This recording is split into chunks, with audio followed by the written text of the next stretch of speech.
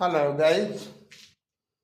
Video 17 भी geometry से ही है, क्लास 10 के लिए, और वो भी सर्किल से ही है।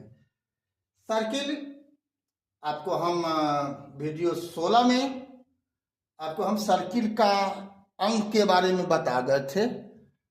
आज वीडियो 17 में जो है अब वृत्त का प्रकार, टाइप ऑफ सर्किल, यानी जो आपको कभी कभी मिलेगा वो शब्द, उसके बारे में जानना है।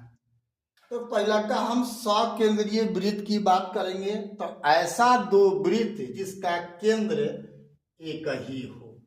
एक ये वृत्त हो गया, ठीक है, और एक बाहर से ले लेते हैं, और दोनों का केंद्र एक ही है, ठीक है। ये अगर स्मॉल आर है तो ये क्या है, कैपिटल आर है।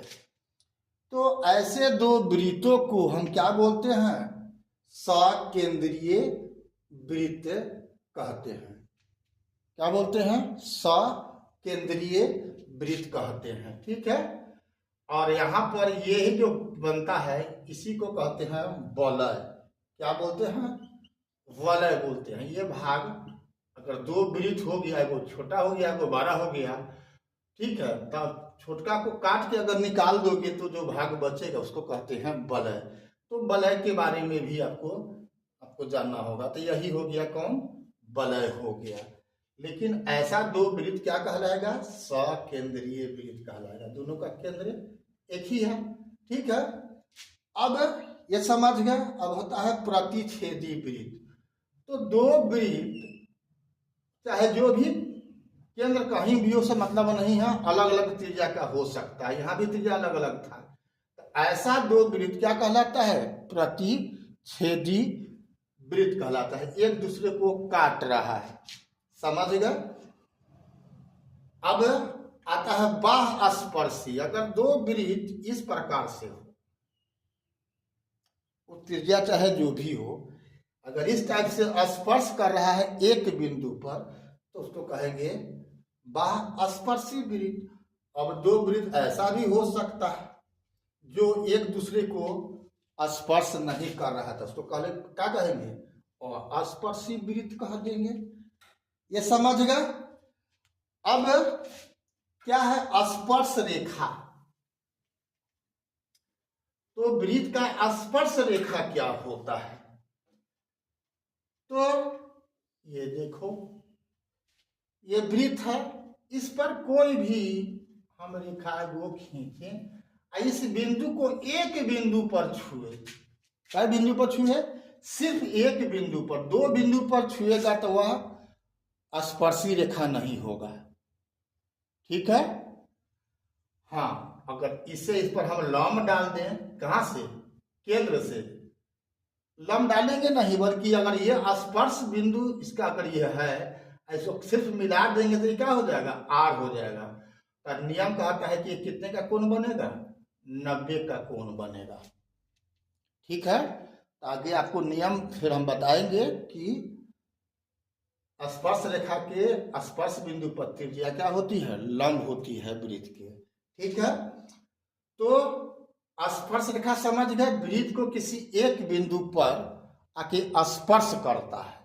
अब वृत्त का एक और भी होता है क्या, छेदक रेखा। क्या होता है, छेदक रेखा। कोई वृत्त पर अगर इस टाइप से हम खींच दिए तो क्या कर रहा है, वृत्त को छेद कर रहा है, यानी दो जगह काटेगा। तो दो जगह काटेगा तब उसको कहेंगे छेदक रेखा है, ठीक है ना।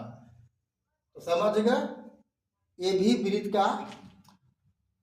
अब मोटा मोटी, हाँ, अगर यही त्रिभुज अगर किसी त्रिभुज के अंतर्गत अंदर में है तो बोलते हैं कि अंतःवृत्त है। अगर बाहर में है तो बोलते हैं कि त्रिभुज का परिवृत्त है। अगर चतुर्भुज के चारों सिर से गुजर रहा है, यही वृत्त बोलते हैं कि ये चक्रीय चतुर्भुज है, ठीक है ना। तो भिन्न भिन्न शब्द आपको मिलेगा, लेकिन जो क्लास 10 तक बेसिक आपको शब्दावली है, उस शब्दावली का मैं परिचय दे दिया हूं।